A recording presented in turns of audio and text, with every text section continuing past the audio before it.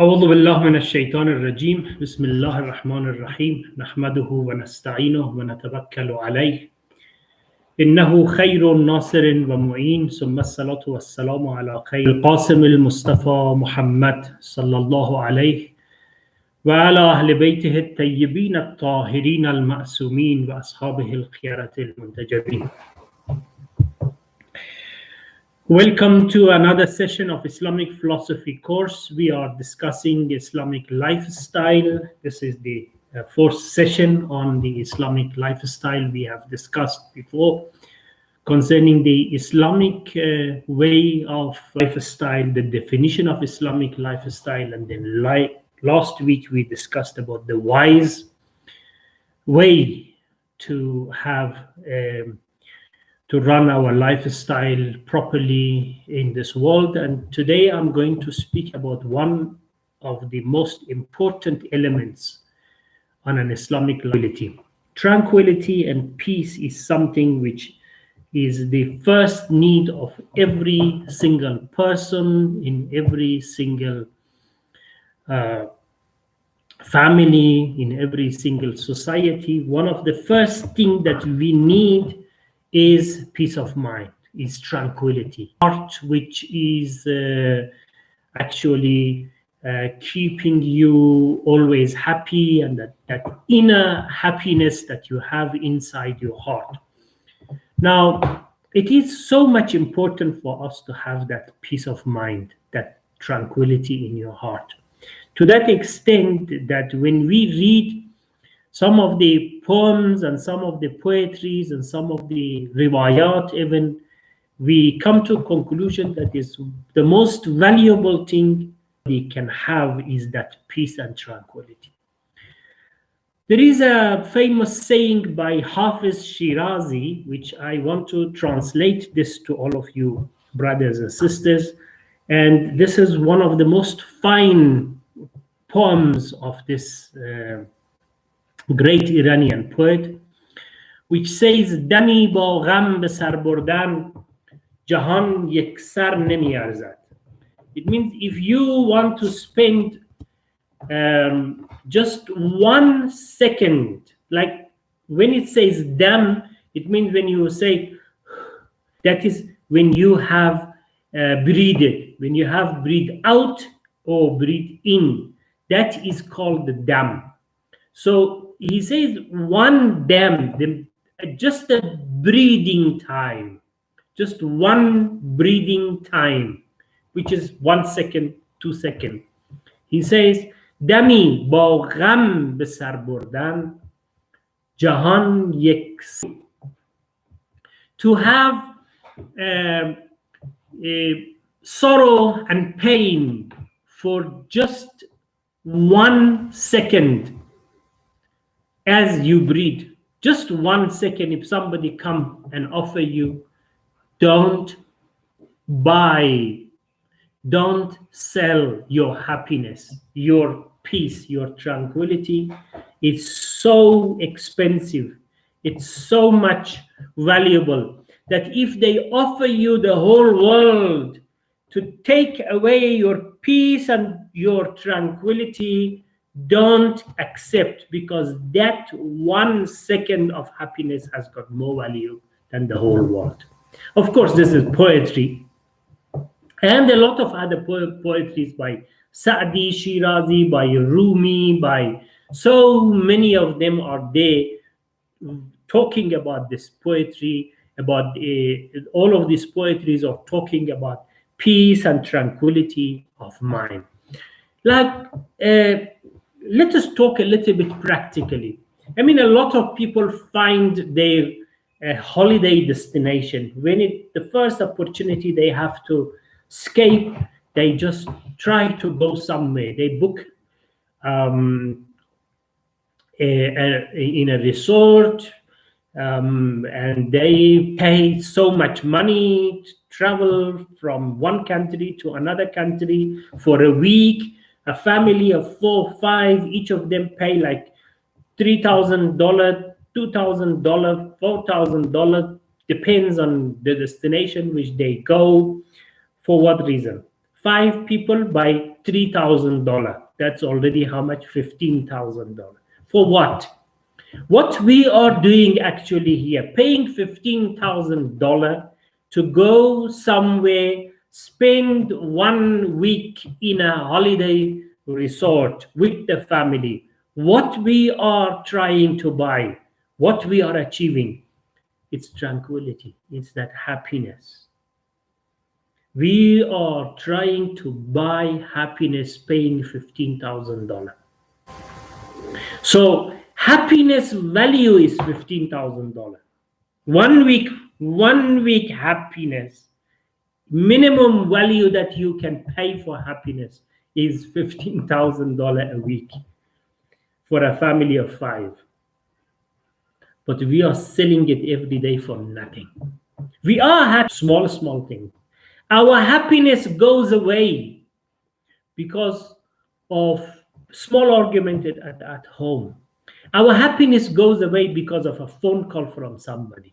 Our happiness goes away because of the argument that you have with someone, because you hear a story, you watch a movie. I don't know, small issues which doesn't have that value of 15,000. It takes away your happiness. So happiness is so valuable, but you are selling it so cheap, so unworthy.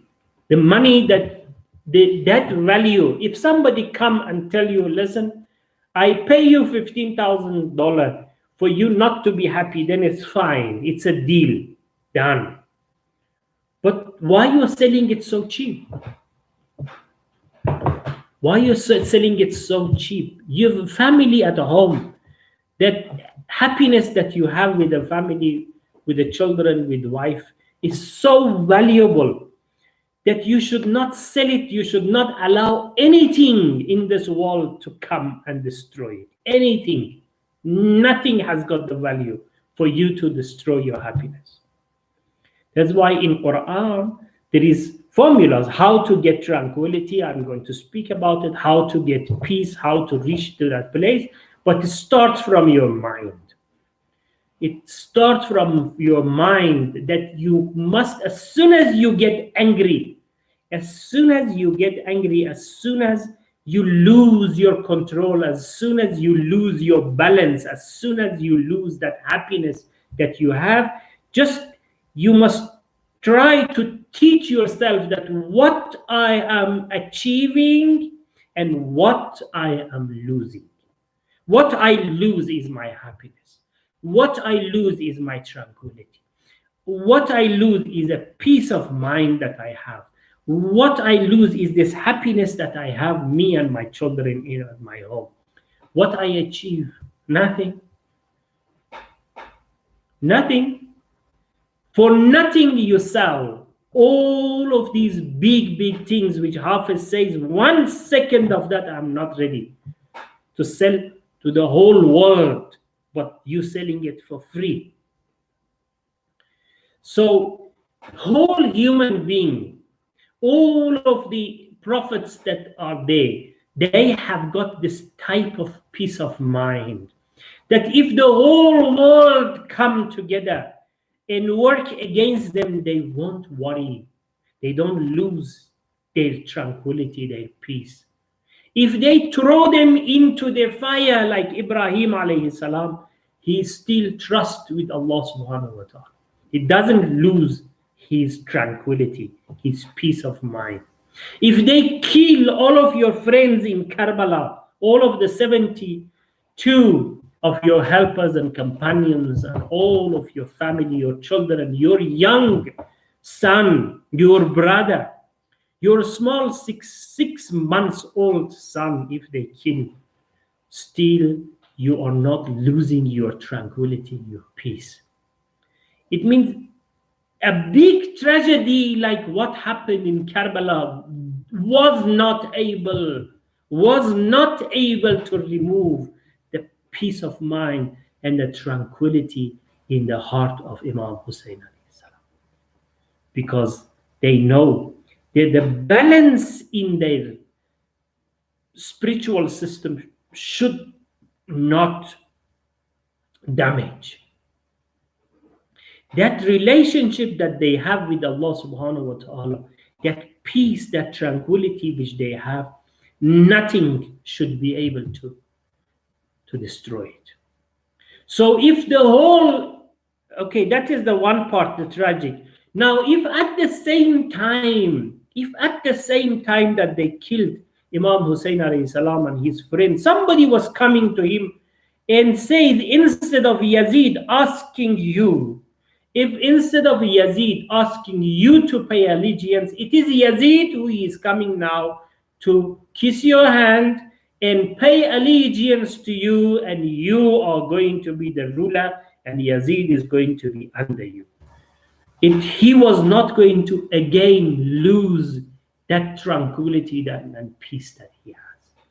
You remember Imam Khomeini rahmatullah alayhi, when he was coming from Paris to Tehran, somebody asked, Qutb Zada was sitting next to him, and he asked him, what is your feeling now that after 15 years, so much victoriously, you are going to go back to your country? What is your feeling? What do you feel? I mean, if I was there or somebody else was there, I'm over the moon. This is the best day of my life.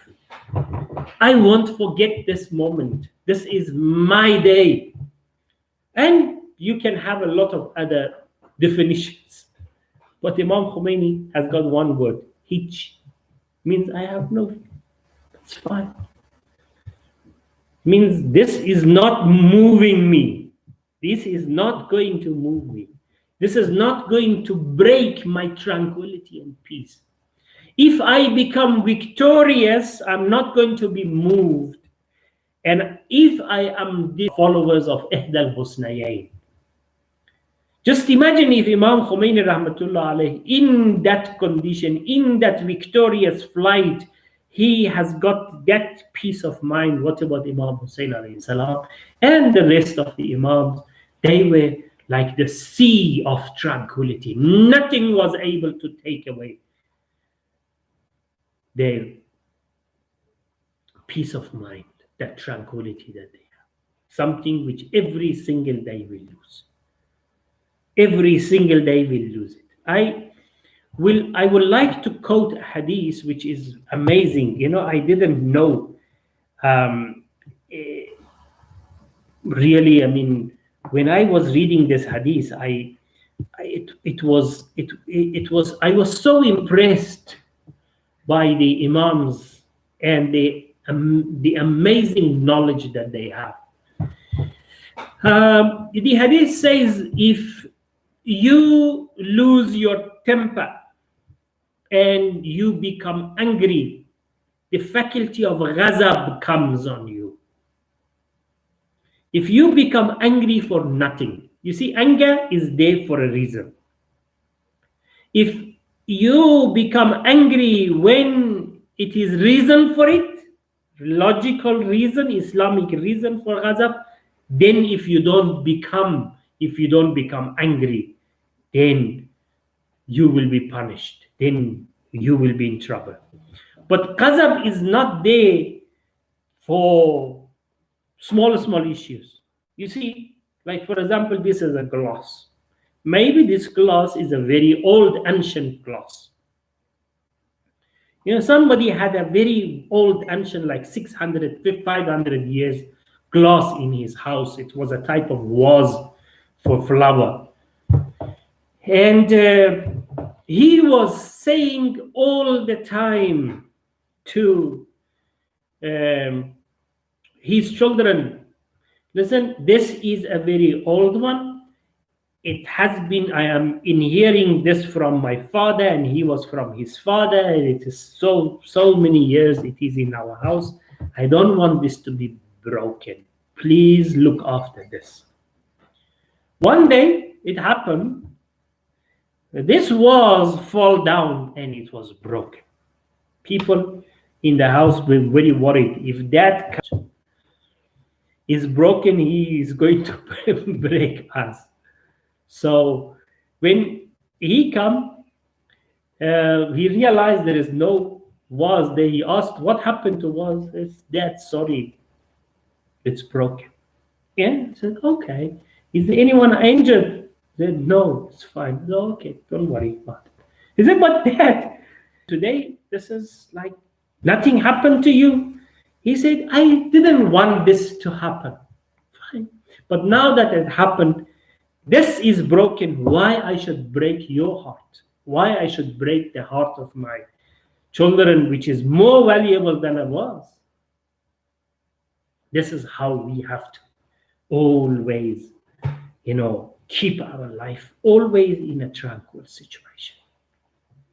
This tranquility is so much value. The hadith says, I forgot about the hadith. Hadith says, if you become angry, if you lose your temper for nothing, for no reason, for illegal, unlawful reason, it's not for the purpose that the faculty of ghazab has been put inside you. If you lose your temper, it is tantamount to drinking wine.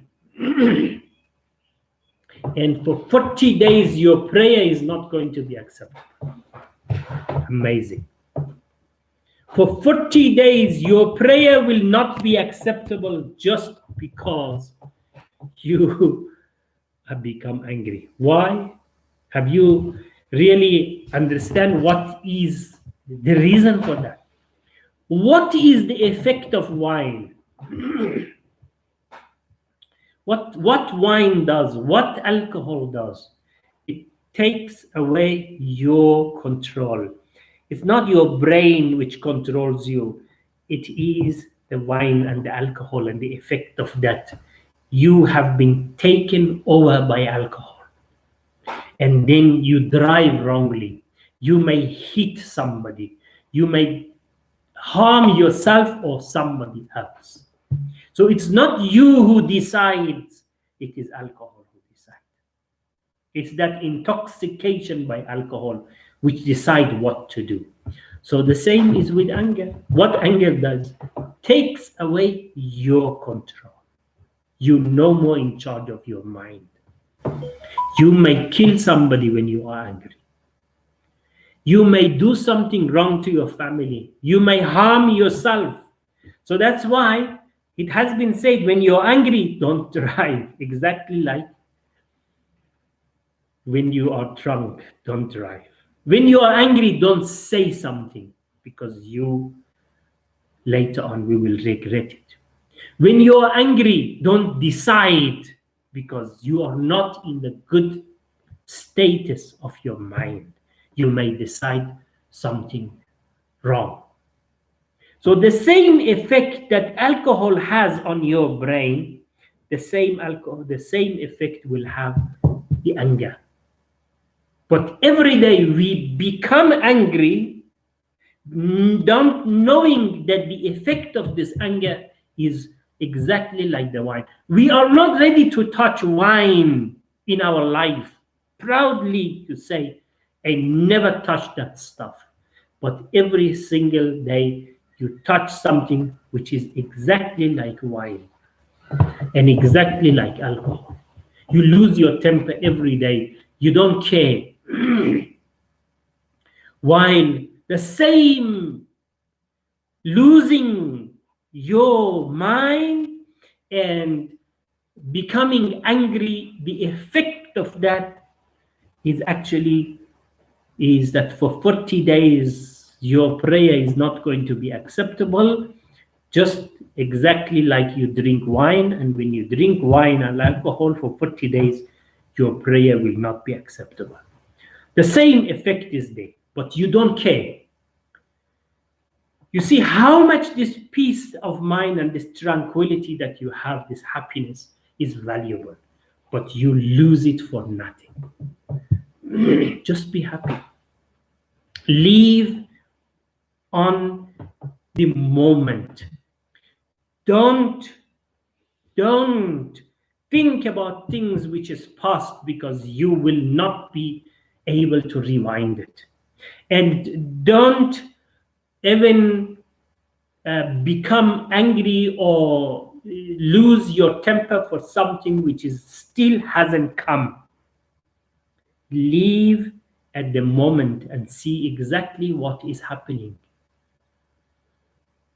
today, just now, because there is no guarantee that you are going to live up to tomorrow. So today, live with happiness. And if you are a person who thinks positively, and you are a person that you produce positive minds, positive thoughts, the light and the nur of your positivity is going to take over your house. It's going to take over your society. Have you been in a company of somebody that when you left the company, you feel the positivity in yourself? You feel better.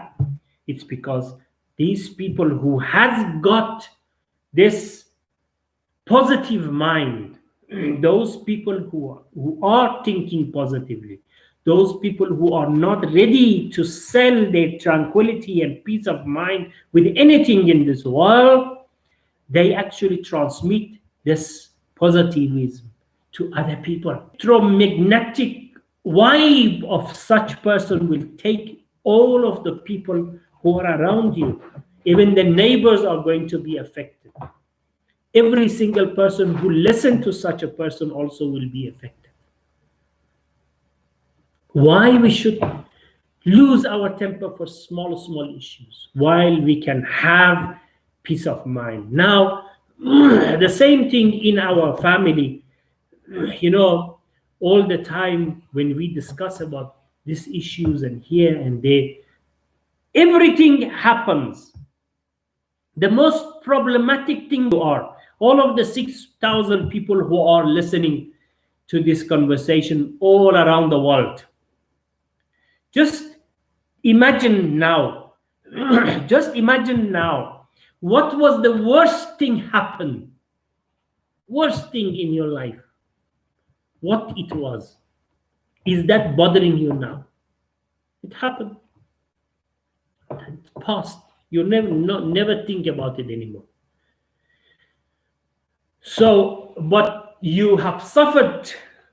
You have suffered for something which, for so long, you suffered for something which happened in the past.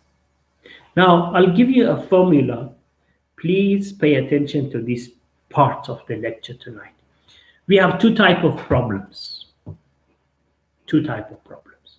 You see, me, it's about probably 10 years that nothing in this world is bothering me. Nothing. If the whole world scramble, I'm not going to lose my temper. It's not going to affect me. If I lose all of my belongings, I'm not going to be moved. I'm not going to be disturbed. Why? Because every single thing in this world, every problem of this world, I divided to two pieces, to two parts. Either it is real problem or it is a fake problem. Now, what is the difference between real and fake? Real problem is the problem which is going to affect you. It's going to kill you. It's going to disturb you. It's going to bother you. It's going to harm you. You know it or you don't know it. That is real. You've got cancer,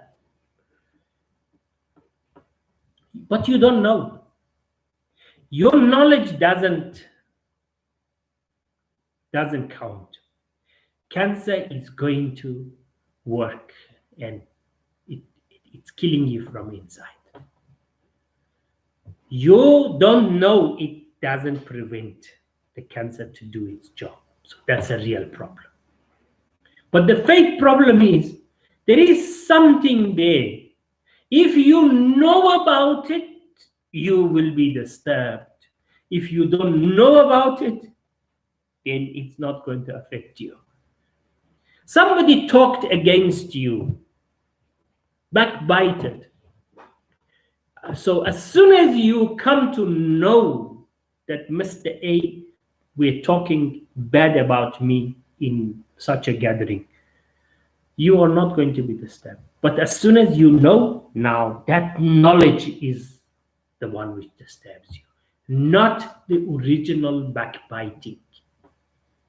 The original backbiting, it came, gone. If you didn't know, you were not going to be even bothered about it. But as soon as now you hear about it, you start now getting bothered. You lose your peace of mind. You lose your tranquility. That somebody talked against me. I am going to do this. I'm going to do that. I'm going to take revenge. You pick up the phone. You start insulting. Who you are? Why are you doing this? Why you talk to me? You don't know me. I'm going to do this. I'm going to do that. You lose your temper because somebody talked against you. Now, if it is a real problem, if it is fake problem, I am going to forgive that person. I am not going to even listen to such a person. I am not going to even allow that person. If somebody comes to me and say, I want to talk to you about somebody talking to you, talking bad about you, then I'll ask him, is that going to benefit me? He says, of course not, because I'm going to be bothered. Is it going to be benefiting you? Of course not. I mean, what's it to do with you? So if it's not benefiting me, or if it's not benefiting you, or it's not benefiting the person whom has said this, what is the reason you are talking to me about this? Just keep it in yourself and don't talk to me. That's why one of the things which is haram in Islam is taking somebody's story to somebody else, which in Farsi we call it sokhanchini or nammami. Nammam is the person which hear your story and take it to the other people. Put it on WhatsApp. Send it to 10, 15 people that Mr. A or B said this concerning that. This is what it is haram. Even if you hear from somebody, you should not do that. Or should try to cover it. Or should try to prevent it reaching to the person that they are talking about. Or defend it if you are able. If you sit in a majlis which they are talking about somebody else, it is your Islamic duty to defend that person. He says, he is not here. So don't talk against him. Don't talk behind his back. It is forbidden. So, things which is happening, either it's a real problem or it's a fake problem. If it is fake problem, don't allow that to happen. Just forgive. Just finish. Don't allow that to disturb you. If it's a fake problem, you just pretend that you don't know nothing about it. Finish. It's not going to bother you. It's not going to kill you. Either it has got a solution or it doesn't have solution. If it has solution, then that is a valid reason for you to not to be bothered, not to lose your mind, not to lose your tranquility, but start thinking about how I can solve this problem. I have got a problem. This problem, one, does not have no right to take away my peace of mind, my tranquility. Have that in behind your brain. That I have a problem, but this problem does not have no right to take my tranquility away, my peace of mind away. This is there, it's fine. I accept it as a problem, but I have to deal with it. I have to sort out, I have to find a solution for it because it has got a solution. It has got a solution. And if it doesn't have solution, then why you should bother? Every problem has got right to bother you once. But there are people whom they has been bitten once, but they suffer for the rest of life. even before, even when they die, they give a wasiyah to their children. Don't forget to revenge from so and so because of what they did to me. Don't do this, do that. They die, problem disturb you once, it's out of your control, fine. But if a problem disturb you twice, the second time it is your problem. You allowed it. You want it. You want it. I'll tell you a small story about myself. We don't have time also. It is concerning, it happened to me. I had somebody I was, looking after him, paying him monthly something just to help him on education and all of that. And then I realized he's very talented person. So at that time I was, selling some medical products here and there. And so I told him that why you don't go and, sell this and get a good commission for yourself and make good money. So he was doing very well. His accountability was very good. He was always, punctual on his payments and doing this, doing that, everything. For about 2-3 years, he worked and he was very good, trustworthy. He showed that he's trustworthy. So then, I asked him to go to a country like Uzbekistan or here or there, and become an agent for this factory, just because I wanted him to be independent financially, and I tried to help a family.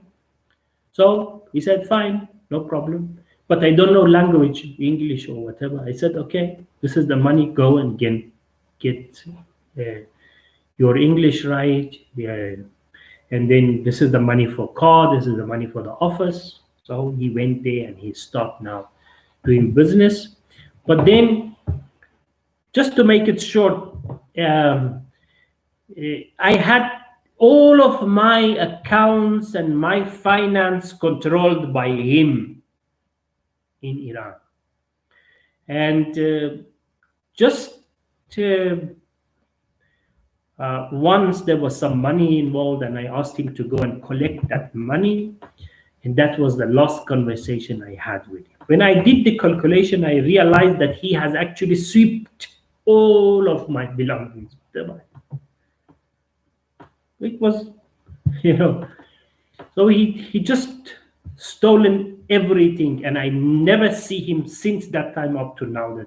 Once I'll tell you the story that it happened to me. I met him. So he actually ran away for about 5 years. I had no knowledge of him. So as soon as I realized that he has run away, he said, "Look, tracing him and reaching to a conclusion by laws and things is going to be very, very, very difficult." So, it's one of those things which happen. And as soon as the lawyer said, there is no way for us to trace such a person, and we are not going to recover, that moment I said, whatever he has stolen from me, I make it halal for him. That if he's using it here for his children or his life, it's not going to have that bad effect of this. So I have forgiven him so much that I slept that night with tranquility and peace, as I didn't have all of this money. Everything that I had, because I am not getting money from Baitul Mal, I haven't received money from Shahriya, from Hausa, from Marja. I never used in my life, me and my family. We have not used Baitul Mal even 1 cent. Alhamdulillah, always from childhood I was independent. I was working and I was feeding the family, And I was writing on this aqiq thing, rings, the names, and I getting good money. And alhamdulillah, later on, I had some other businesses. Still, I am independent. I'm not in the payroll of anyone. That's why I can say whatever I want. I'm not worried about losing my position or my salary or something. Alhamdulillah, I'm independent. So the same, he actually taken everything. So I have to start now from zero, but the gentleman has taken everything that I had. So I have forgiven him that moment to that extent that I come to the conclusion that, okay, forgive him such that if he come, we can start from scratch with the same person. As I don't even know him from before. Anyway, 5 years later, I was informed that he is in jail. And I was teaching at Evin prison to foreign prisoners in English. There are a lot of 500 foreign prisoners in Evin prison in Tehran, which I was going weekly and have a class for them, lessons to them. So one day I went to the prison and I asked the principal or the head of the prison concerning this person. Do you know him? He punched a few buttons. He says, yes, we have it here. He said, why he is here? He said, about 8 million Iranian Tuman. This is about 10 years ago. So, and I checked my bank. I had that money. So I immediately wrote a check and I told him, can you ask him to come and get his belonging all out and let me take him home. And the head of prison he was very surprised, but anyway, the money is there. So I gave him the money and he came, and as soon as he entered, he realized, oh, I was here sentenced for 5 years or whatever. And now with this man, I am going to stay in jail for the rest of my life. But then he stopped now apologizing. I said, what apology? What are you talking about? He said, no, I did a lot of wrong things. I said, you never did anything wrong to me. You did something wrong against yourself. May inshallah Allah teach you. But get your stuff, let me take you home. So from the time that he sit in the car until I drive him home, when we got some groceries, he was crying one way. And then he wanted my number. I said, no, I'm not going to give you my number anymore. Just be happy and do whatever. I don't know where he is, but alhamdulillah, it didn't destroy my tranquility, my peace. My peace of mind is more valuable.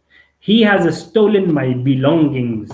He should not steal my tranquility and my peace. My brothers, my sisters, wherever you are, if you are a happy person under any circumstances, don't allow anything to lose your happiness.